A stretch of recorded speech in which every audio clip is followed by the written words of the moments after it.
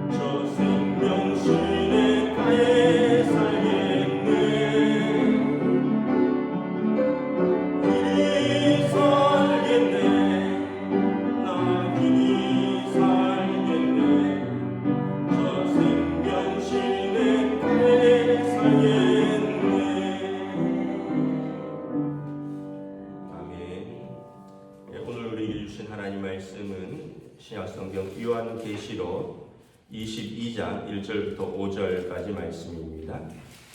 요한계시록 22장 1절에서 5절까지 말씀입니다. 다 찾으신 줄 알고 저 여러분들이 한 절씩 교독하도록 하겠습니다.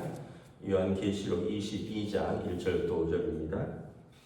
또 그가 수정같이 맑은 생명수의 강을 내게 보이니 하나님과 및 어린 양의 보좌로부터 나와서 길 가운데로 흐르더라. 강 좌우에 생명나무가 있어 12가지 열매를 맺되 달마다 그 열매를 맺고 그 나무 잎사귀는 만국을 치료하기 위하여 있더라.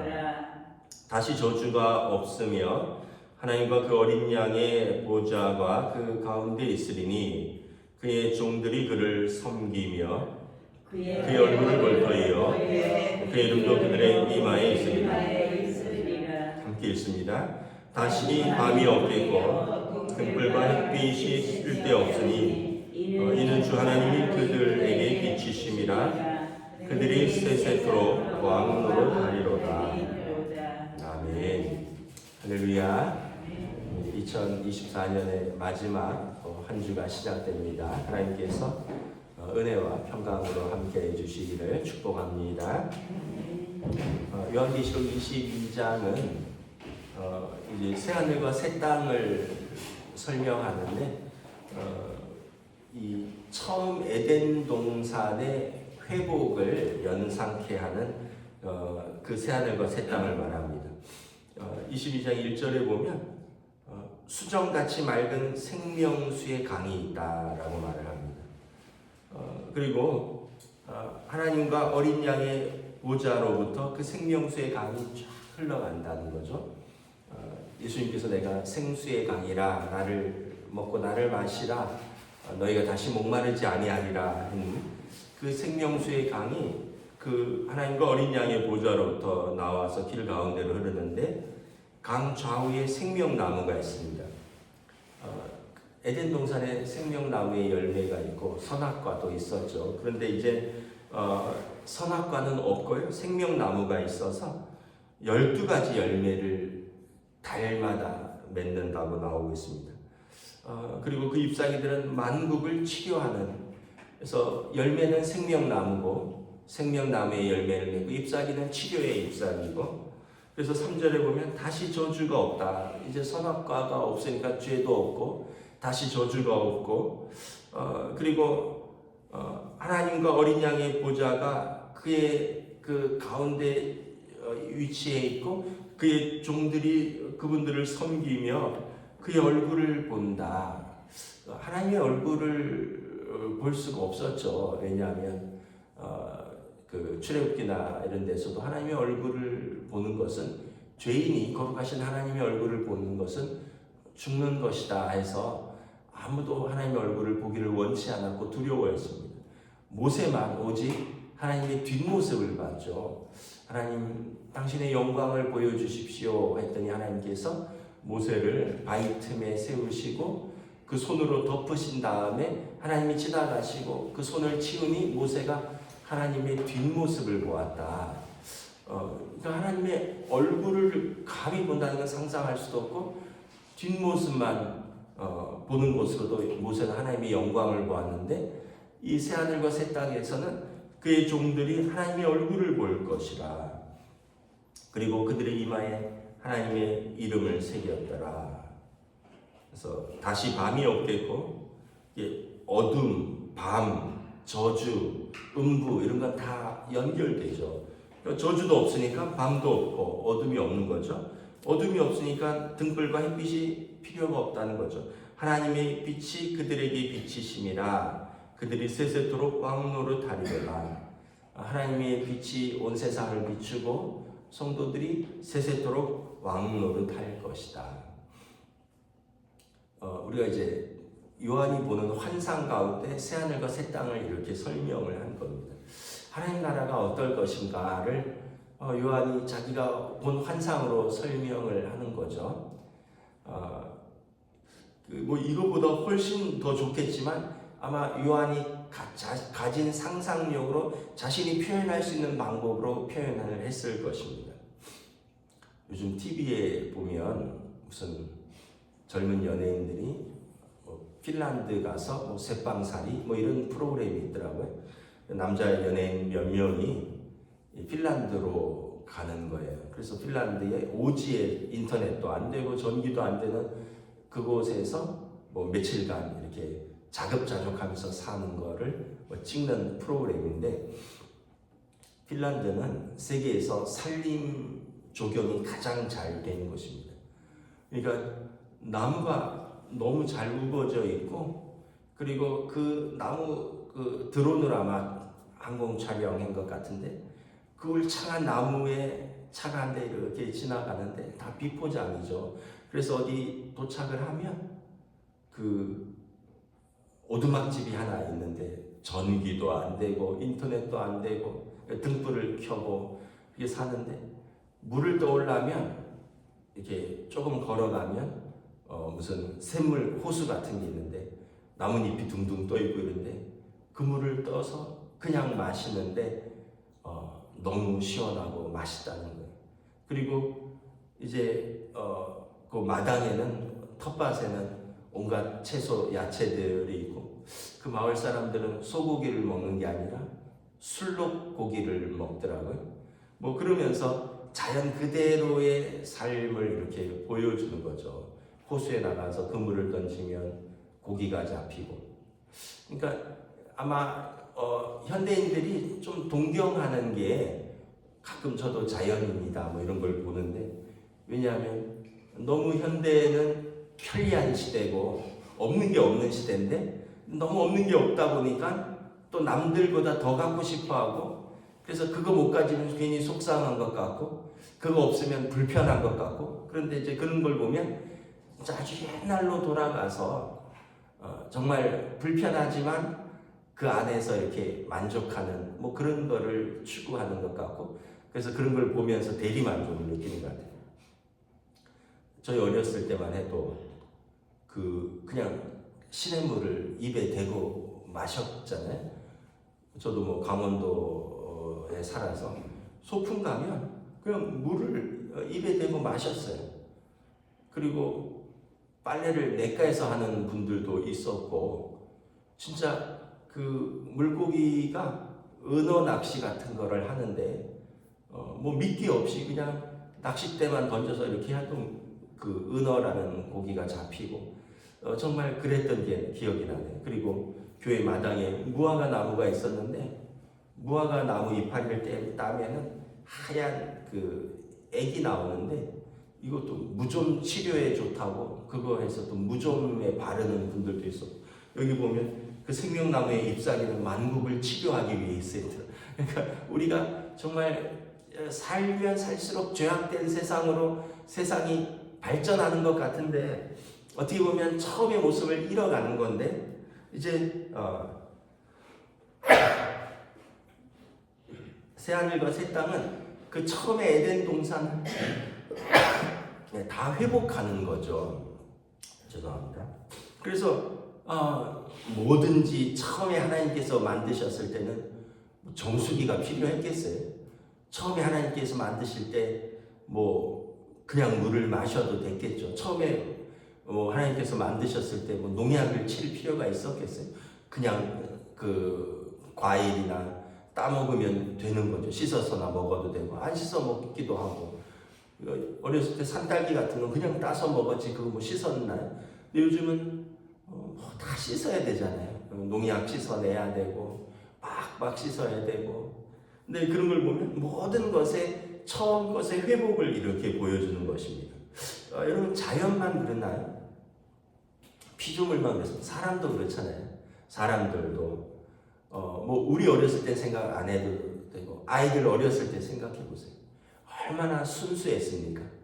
그냥 아빠 엄마만 바라보고 아빠 엄마가 세상에서 제일 좋다 그러고 뭐 주는 대로 먹고 그리고 잘 때는 꼭 와서 옆에서 붙어서 자고 그리고 무슨 이야기만 해주면 깔깔대고 재미있다 그러고 어디 간다 그러면 꼭 데려가 달라고 막 그러고 그런데 이제 애들도 커가면서 점점 세상에 물들잖아요. 나중에 점점 커가면서 아빠 엄마 싫다 그러고 아빠 엄마 안 따라간다 그러고 뭐 이거밖에 없냐 그러고 더 맛있는 거 없냐 그러고 무슨 얘기하면 재미없다고 하지 말라 그러고 이게 뭐 점점 어떻게 보면 그 사람들도 우리가 이렇게 변질되듯이 이제 아이들도 자라면서 죄 가운데 세상 가운데 노출되면서 아이들도 점점 변질되고 피조물들도 점점 변질되고 그래서 로마서에 보면 피조물들이 지금 고통 가운데 있는 것은 자기들의 뜻이 아니래요. 그러면서 하나님의 아들들이 나타나기를 피조물들도 간절히 바라는 바라. 그러니까 만물의 영장이고 세상의 청지기인 인간이 변질되니까 우리 가운데 있는 그 죄성들이 그 피조물들에게 나타나서 그들도 고통을 받고 있다는 거죠.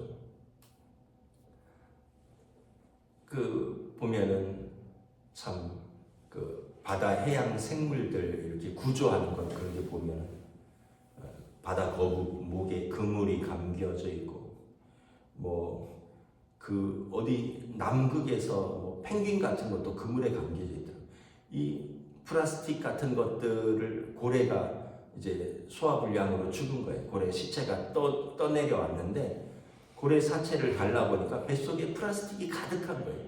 고래는 이제 플랑크톤 같은 거를 먹고 그러니까 입을 크게 벌려서 물을 쫙 들이킨 다음에 그 안에 있는 플랑크톤이라든가 그런 작은 생물들을 먹고 물은 쫙 뱉어내는 그런 동물인데 입을 쫙 벌리고 물을 쫙 마시니까 뭐 태평양 한가운데 쓰레기들이 이렇게 모여 있으니까 그 미세 플라스틱, 뭐 큰 플라스틱, 비닐 이런 것이 그냥 고래 뱃속으로 가득 들어가서 나중에 고래가 소화불량으로 이제 죽고 그래서 떠내려오고 그 사체를 갈라보면 그냥 플라스틱이 가득하고 그 중에 한국 글씨도 써 있고 이런 걸 보면 이제 모든 피조 세계가 다 죄악 가운데 고통당하고 있죠.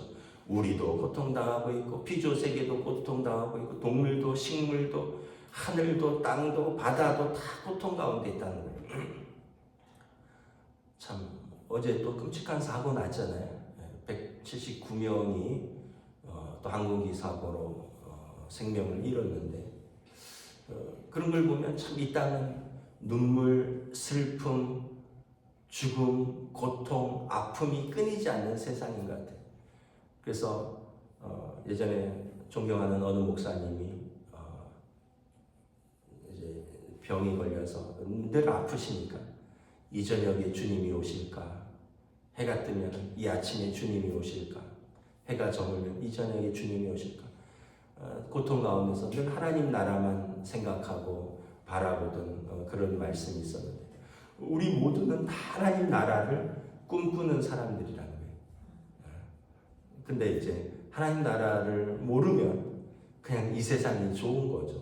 그냥 뭐 하나 더 가지고 뭐 하나 더 먹고 뭐 하나 더 즐기고 그러면서 죄 가운데 즐거워하고 이게 전부인 것처럼 살다가 마지막에 하나님 앞에 설 때 자기 행위대로 심판을 받을 때 그때 어쩔 줄 모르는 그러한 불쌍한 존재가 되는 것이 우리는 성도들은 오늘 이 하나님 나라를 꿈꾸면서 로마의 핍박도 있었고 순교자도 있었고 또 오늘 우리가 살아가면서도 우리도 고통받고 시험 들고 있지만 우리는 영원한 하나님 나라를 사모하고 소망하면서 오늘도 우리는 그 믿음으로 살아가는 것을 보게 됩니다. 그래서 새하늘과 새 땅을 이렇게 묵상하시면 여러분 하나님 나라를 더 사랑하게 되고 더 사모하게 되고 그래서 장차 있을 영광을 생각하면 현재 있는 고난은 장차 있을 영광과 촉히 비교할 수 없다. 그래서 우리가 지금을 믿음으로 이렇게 든든히 걸어가는 것입니다. 새하늘과 새 땅을 사모하는 우리 모든 성도들에게 이 믿음으로 하나님 나라를 향하여 오늘도 또 든든히 걸어가시는 저와 여러분 그리고 2024년도도 믿음으로 마무리하면서 2025년에도 더 좋은 이 땅에도 하나님의 통치가 구현되는 더 좋은 나라를 꿈꾸면서 기도하며 소망하는 저와 여러분 되시기를 주님의 이름으로 축복합니다. 기도하겠습니다. 하나님 은혜를 감사합니다. 당시 로마의 도미시안 황제의 통치 가운데 이스라엘 백성들은 식민지 백성이었고 나라와 땅을 잃었고 자유를 잃었고 또 우상 숭배를 강요당하고 그리하여 황제를 주라고 고백하지 아니하면 때로는 감옥에 갇히기도 하고 때로는 굶주린 사자굴에 던져지기도 하는 등 정말로 핍박과 환난 속에서 믿음을 지킨다는 것은 과연 무엇이었을까? 오늘 성도들에게 그 하나님 나라를 보여주고 하나님 나라를 소망하며 믿음을 지키라고 위로하는 하나님의 요한 사도를 통한 성도와 교회들을 향한 하나님의 위로의 메시지를 보게 됩니다.